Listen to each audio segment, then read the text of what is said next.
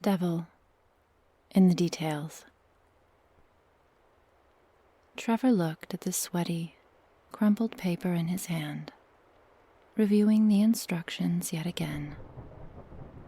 Soon it would be too late to read over them, but until then every rehearsal could be the one that saved his life. 4 pale candles, he read, and then glanced over to the 4 candles sitting on the floor. He had arranged them in a perfect square, just as instructed. The line of crisp white chalk connected them, and he mentally marked the next item off the list. His hand was shaking, making it harder to read the scrawled lines of pencil on the paper. With a deep breath, he looked away from the paper and out the window. There was a swell of nervous energy bubbling in his chest. He had prepared, he reminded himself. He had read and studied. He had memorized every line of text and done his research. Now was no time to have second thoughts or doubts. Remember, the entity will know your thoughts. If you enter with doubts, he will use these to his advantage. Trevor closed his eyes and smiled, trying his best to think confident and reassuring thoughts. What he needed to do, he realized, was find something else to think about. Every review of the instructions only deepened his anxiety, and it obviously wasn't helping. It reminded him of cramming for final exams.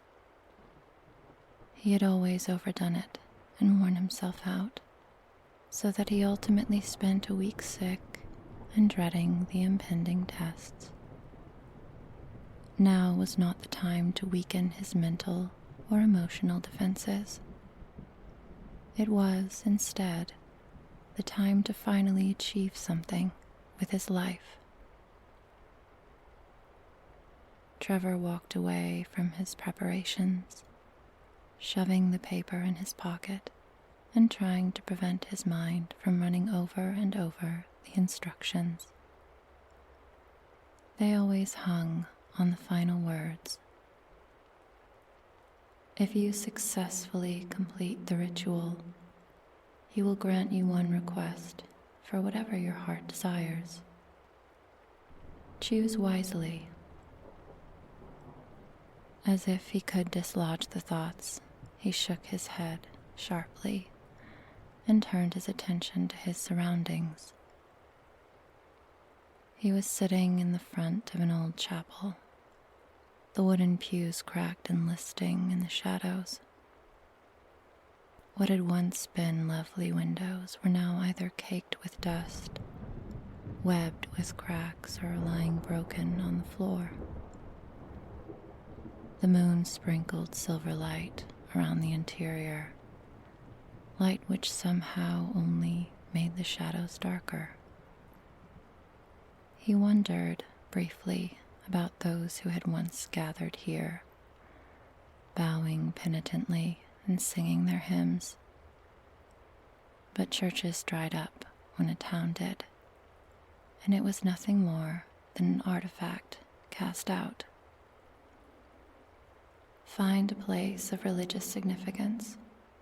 It may be a church, temple, synagogue, mosque, sanctuary, blessed space, or an area of miraculous happenings. Any place where people come to demonstrate faith will suffice. Trevor smirked, remembering the words. He had considered going to his hometown's football stadium, because that was where he had witnessed the greatest religious fervor. But somehow he thought such secular places were not what the ritual intended. He had looked upon this place on one of his trips to and from university. It was off the beaten path, well removed from the rest of civilization. Soybean fields were the nearest attraction, which meant he would be mostly free to conduct his activities in peace. Assuming, of course, local kids did not wander in, drawn in by the same isolation and freedom that had brought him. Given the lack of beer bottles and vandalism, he assumed it was not a popular place for such activities. His legs were shaking up and down. Whether from excitement or anxiety, he was not sure. He checked his watch, noting that it had slipped 5 minutes closer since his last inspection. It was now 11:50, which meant his waiting was almost over. It must be begun at precisely midnight. Too early or too late, and you will have no results, but feeling like a fool.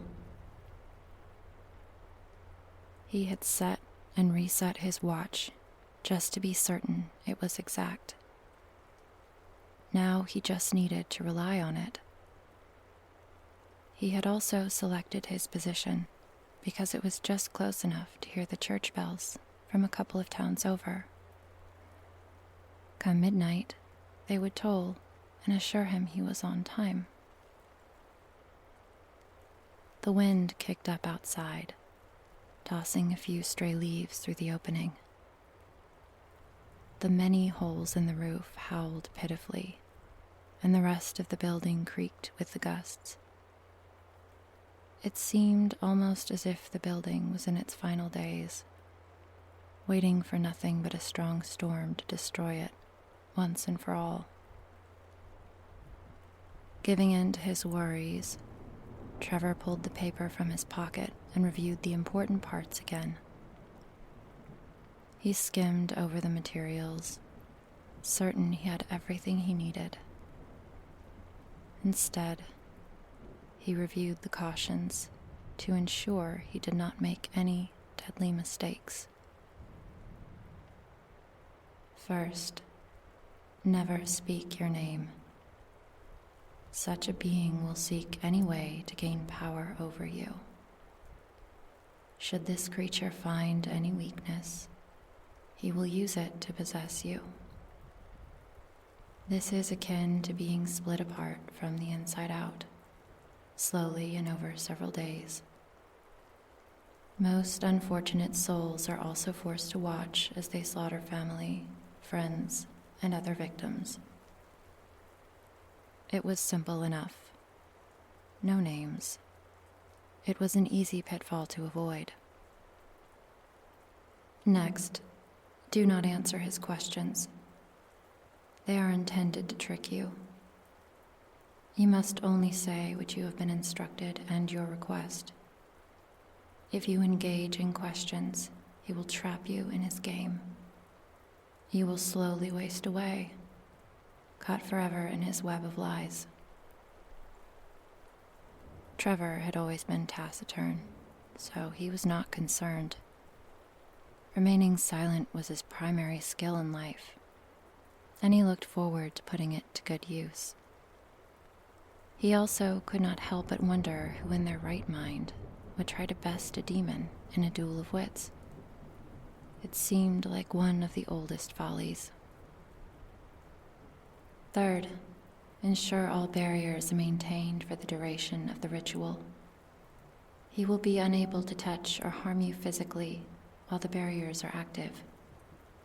Adhere to the guidelines for your own safety. Another easy warning to heed. Who would ignore the barriers? Why would they even be in the ritual if they were not vital to its safe and successful completion? Finally, believe nothing of what he says. He exists only to lie. Rereading the warnings made him feel safer. These were so obvious that he could not imagine anyone making such grievous errors. He certainly knew better. And if the direst warnings in the ritual were so clear to him, it seemed impossible that he might fail. The clock hands spun closer, and he moved back to his prepared space. There were the 4 candles, a 5th, and black candle setting to the side. There was a silver bowl of blessed water, secured from his local cathedral some days before. Also, a lighter, a scrap of cotton cloth, and a steel knife. It was everything he needed.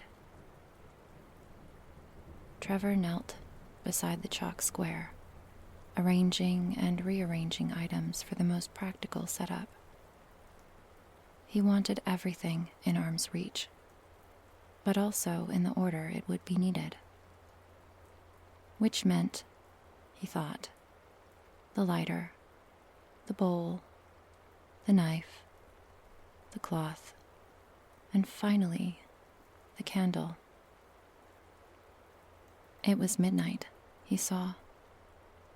As soon as the thought crossed his mind, he heard the bells ringing. Right on time, he brought the lighter to the first of the 4 candles, slowly moving clockwise and lighting each in turn. They flickered and snapped in the breeze, but remained strong. His hands were unsteady as he picked up the bowl and set it in front of him. With a deep breath, he gripped the knife in his hand and drew it smoothly across his palm, just like they did in the movies. Only it seemed to hurt worse than those actors let on. Let a few drops fall into the water, and then bandage yourself carefully. The scent of blood can attract other things you may not wish to deal with during the ritual. Trevor followed the instructions to the letter, turning the water a cloudy red with his own blood, before tightly wrapping his hand with the cloth. He knew the next steps by heart, moving through them almost robotically. Each step had been dutifully practiced, with the exception of cutting his own hand, many times in the bright light of day. Now he lifted the bowl carefully with both hands, watching the way it rippled and changed. His blood diffused through the water, leaving darker and lighter patches that were quickly settling into the same pale shade. I summon you here with this dedication. Arrive. With the last word, he tipped the water into the middle of the square. Unlike in the practice sessions, the water rolled and then stopped at the chalk outline, forming a tiny pool that defied the laws of gravity and surface tension. Trevor's mouth hung open briefly, but he knew he had to continue. The black candle was already in his hand, and he lit it despite the increasing wind. Gently he placed it in the middle of the square, watching the tiny flame flick on the surface of the water. I gave you light to seek me, he said, the words trembling from his lips. Arrive. Barely were the words out of his mouth, and the black candle began to sink below the surface of the water before disappearing completely. A dark, shadowy face emerged on the surface of the water, grinning widely. The face was hard to discern, but appeared dark and scaly, riddled with scars and fresh wounds that seemed to seep blood into the water around him. There were also many, many teeth. Trevor felt a cold pit of fear settle solidly in his stomach. Who summons me? Came the deep, gravelly voice. It came not from the thing's moving lips, but from the air all around Trevor. The whole building seemed to vibrate with the voice. No names, no questions, he reminded himself. Trevor's mouth was dry, thinking just how easy it would have been to make that mistake. You have been summoned, and I will instruct you. Speak your name. The church chuckled in time with the reflection in the water. He was smiling, showing even more teeth than Trevor thought could physically exist in the span of that face. Who are you to think you can command me, mortal? Came the bone-aching words. They seemed to vibrate through Trevor's body, as if he was being pulled apart by the reverberations alone. Speak your name, he said again, through gritted teeth. The demon stretched, his arms stabbing through the surface of the water and entering this world. The water trickled off of them, stumbling over protruding scales and nodules.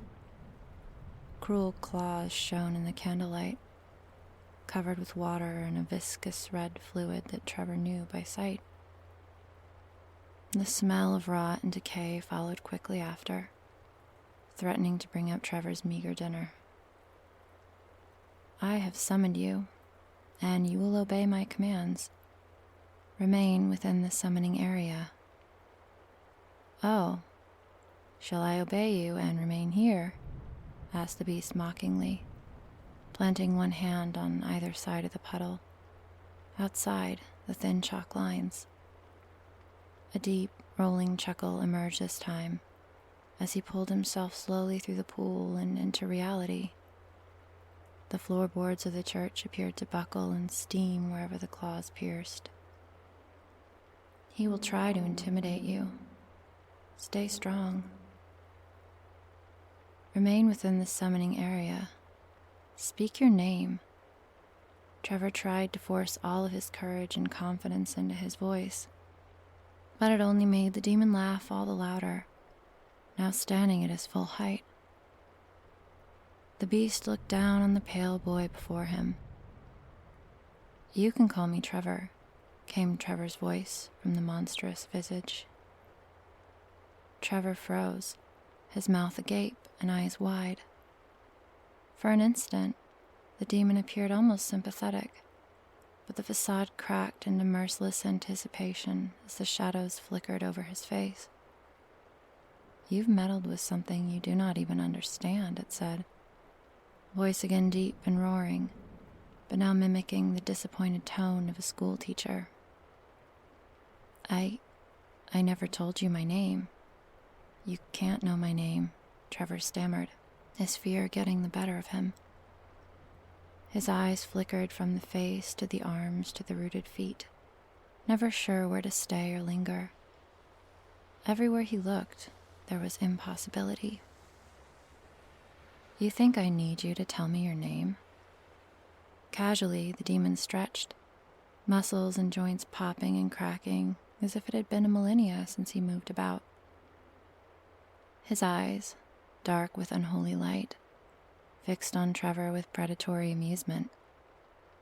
He answered his own questions with a deep shake of his head, sending water sizzling across the sanctuary. Trevor began scooting backward, whimpering with fear as the monster before him took one broad step forward. There was really nowhere to escape. The candles slowly snuffed themselves out, leaving only the moonlight to glint off those smiling teeth. But Trevor gasped as his hands scrambled along the floor for anything that might help. But I followed all the instructions. The creature paused to survey the assembled implements in the chalk square. Yes, you certainly did. The building trembled with the force of his laugh. From the cloying darkness, an arm shot forward. In the next breath, Trevor was off the ground. The demon slowly drew him close until their eyes were level. Who do you think wrote the ritual in the first place? He exists, only to lie. The end.